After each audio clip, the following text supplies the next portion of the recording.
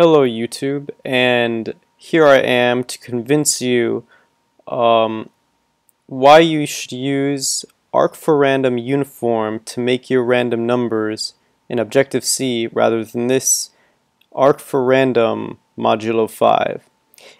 It might seem trivial, but it's not trivial.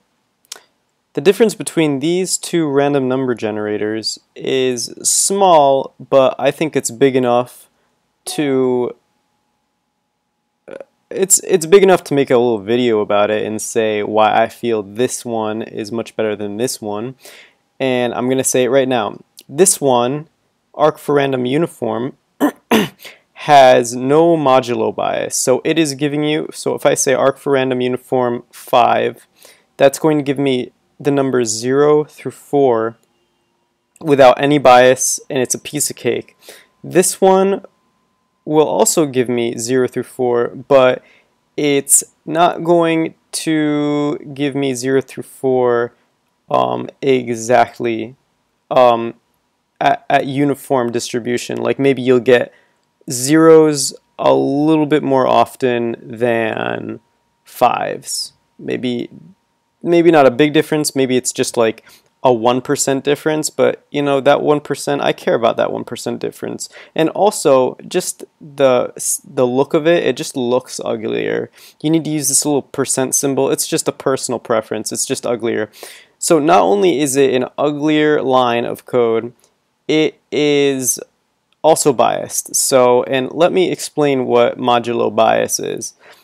So arc4random is a big number that is between 0 and 290. Wow, this is like the speed of light or something.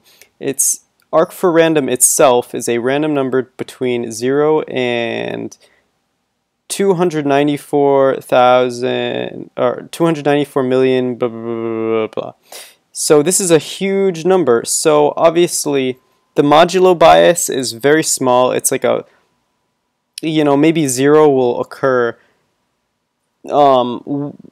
just maybe 0.0001% more than 5 will, but it's still biased and you're not going to get 0 through, or I mean 4, because this is actually 0 to 4, but you know, no matter what it is, you're going to get 0 more often than the higher numbers because of this modulo bias.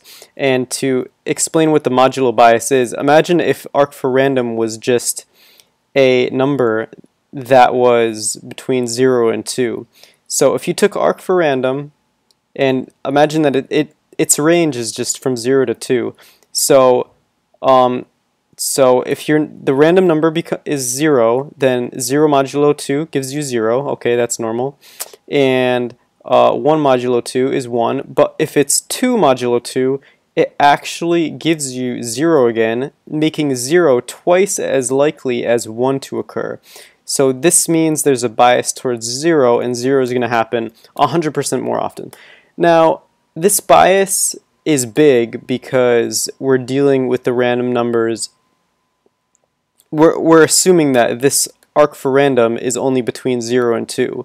But since arc4random is between 0 and all this huge 294 million, the modulo bias is only going to be like 0.000001% difference. But imagine if you did something like this.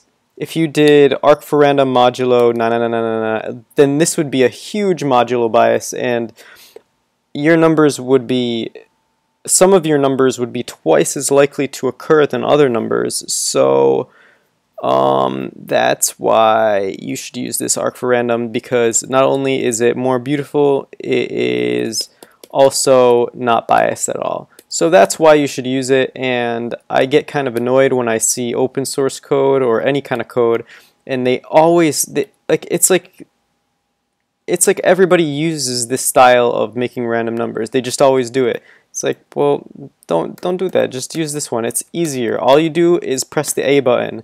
That's all you do. All you need to do is press the A button. You don't even need to use the little parentheses thing. You just press the A button and you type whatever you want. So if you want 0 through 4, you just put that 5 there. I just find it a lot easier, and I wonder why people universally prefer to use this piece of code. I mean, that's just my little rant. And anyways, I hope you learned a lot today, and thank you. Have a nice day. Goodbye.